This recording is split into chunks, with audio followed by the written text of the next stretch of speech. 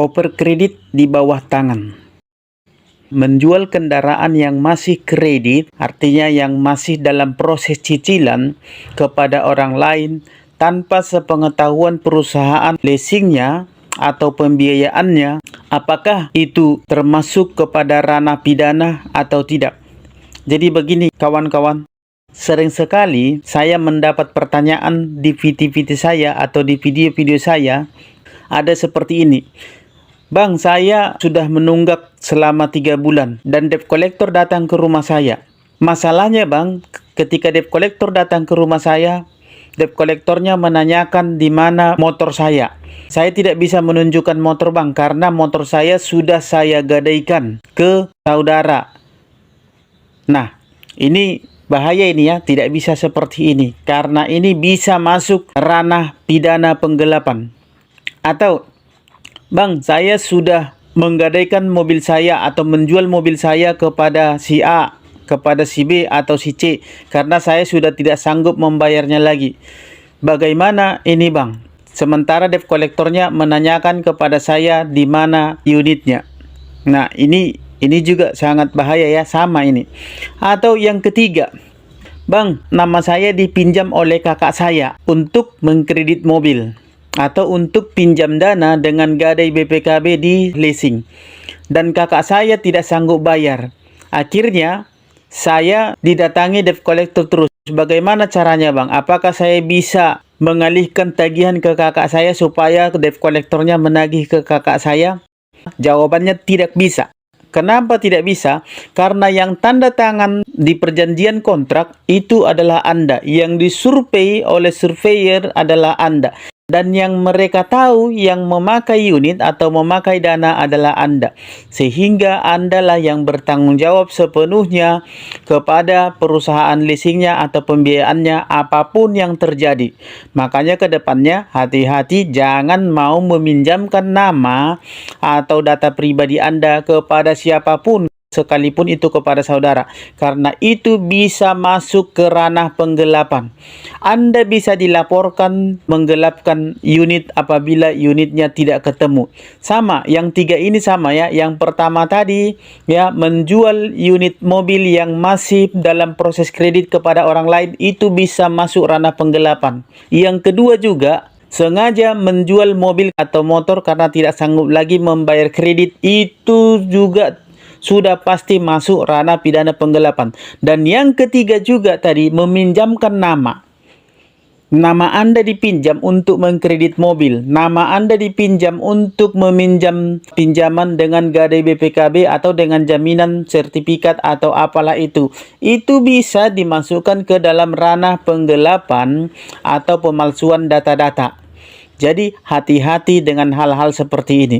Walaupun di PT-PT saya memberitahu bahwa undang-undang dan peraturan tidak ada yang membenarkan bahwa debt collector bisa menarik unit jaminan atau objek fidusia.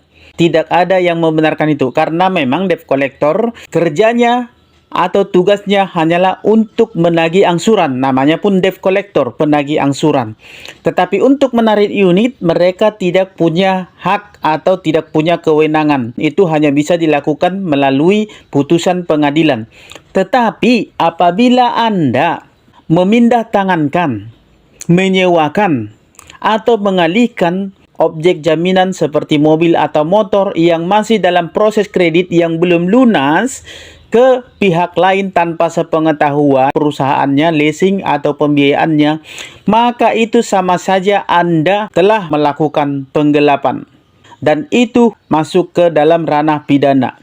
Jadi perlu Anda pahami bahwa ada batas-batas tertentu yang tidak bisa Anda lakukan. Walaupun debt collector atau perusahaannya tidak berhak menarik kendaraan, unit mobil atau motor ataupun sertifikat jaminan yang sedang menunggak, tetapi Anda juga tidak berhak untuk memindah tangankannya, meminjamkan, menyewakan, merentalkan, apalagi menjualnya kepada pihak ketiga, atau sekalipun mengoperkreditkannya kepada pihak ketiga tanpa sepengetahuan perusahaannya, leasing atau finance-nya. Karena itu otomatis Anda bisa dilaporkan dan masuk ke ranah pidana sehingga Anda bisa terjerat pasal penggelapan ataupun pasal pemalsuan data yang merugikan perusahaannya. Nah, ini ada contoh berita ini. Dan sudah sering terjadi seperti ini. Saya juga sudah sering alami hal seperti ini dengan nasabah-nasabah saya yang melakukan overkredit atau memindahkan objek jaminan fidusia, yaitu berupa mobil atau motor, kepada pihak ketiga atau orang lain, overkredit di bawah tangan tanpa sepengetahuan perusahaannya. Ini jadinya berujung pidana karena ini termasuk ke dalam ranah penggelapan. Ada sepasang suami istri, ini baru terjadi beberapa hari yang lalu, berinisial YEV dan DW. Ini kejadian di kota Semarang. Mereka melakukan oper alih kendaraan yang masih berstatus kredit. Padahal mereka selaku debitur di finance tersebut baru bayar 2 bulan saja dan total tenornya atau angsurannya 48 bulan. Jadi mereka mengoperkreditkan kendaraan tersebut kepada pihak ketiga. Ini berujung pidana ya. Dan akibat perbuatannya itu, maka finance-nya atau perusahaannya mengalami kerugian sebesar 169 juta.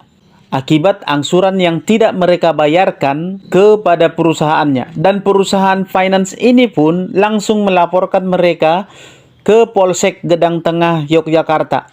Karena tindakan yang mereka lakukan ini telah melanggar ketentuan atau peraturan yang terdapat dalam pasal 35 dan 36 Undang-Undang Jaminan Fidusia. Kasus ini sedang bergulir sekarang di Pengadilan Negeri Yogyakarta. Jadi menurut keterangannya dalam proses persidangan, YEP dan DW ini yang suami istri ini, mereka sengaja mengalihkan unit kendaraan dengan alasan karena mereka butuh biaya untuk memenuhi kebutuhan hidup sehari-hari. Kendaraan jaminan fidusia berupa Honda All New Brio yang mereka alihkan kepada seseorang yang berinisial WS yang merupakan warga Wonogiri dengan seluruh barang bukti yang jelas. Alhasil, Majelis Hukum Pengadilan Negeri Yogyakarta memvonis mereka pidana penjara selama 10 bulan pada tanggal 16 November 2023. Akhirnya, mereka masuk penjara. Kenapa seperti itu? Karena barang yang Anda kredit itu belum sepenuhnya milik Anda. Dan itu ada surat perjanjiannya yang dibunyikan di hukum fidusia tersebut atau di akte fidusia tersebut bahwa barang itu hak kepemilikannya masih di perusahaannya, di pembiayaannya. Dan Anda hanya hak pakai atau hak guna sewa. Nah, sampai lunas itu belum bisa menjadi hak Anda. Kalau Anda mengalihkan barang yang bukan milik Anda atau menjual barang atau menyembunyikan barang yang bukan milik Anda, itu sudah pasti masuk ke dalam pasal penggelapan atau pidana penipuan atau juga pidana pemalsuan data seperti yang saya bilang tadi. Jadi hati-hati ya teman-teman, Bapak, Ibu, Saudara-saudara sekalian. Sekali lagi saya mau tegaskan, memang leasing atau debt collector tidak berhak untuk menarik unit kendaraan, mobil atau motor objek fidusia tanpa putusan pengadilan. Kecuali nasabahnya mau menyerahkan sendiri atau setuju untuk menyerahkannya sendiri. Tapi kalau tidak, mereka tidak berhak untuk menarik unit kendaraan dengan cara dan alasan apapun. Tapi apabila Anda memindahtangankan barang yang masih kredit, ya, objek jaminan fidusia tadi seperti mobil atau motor kepada pihak ketiga tanpa sepengetahuan perusahaannya, terlebih lagi Anda menunggak angsuran tidak memenuhi kewajiban Anda, itu sudah pasti Anda masuk ke dalam ranah pidana penggelapan plus penipuan plus pemalsuan data-data. Jadi Bapak, Ibu, Saudara-saudara sekalian, jangan melampaui hak-hak kita masing-masing ya, sementara kewajiban kita tidak kita laksanakan. Seperti itu ya Bapak Ibu, supaya berhati-hati dalam melakukan tindakan karena mobil atau motor yang Anda kredit itu belum sepenuhnya menjadi milik Anda. Di situ dia Bapak Ibu. Jadi harus paham. Oke, semoga materi kali ini dapat memberi pemahaman kepada Bapak Ibu mengenai batas-batas atau kewajiban dan juga tanggung jawab Anda sebagai seorang nasabah. Semoga bermanfaat dan salam sahabat.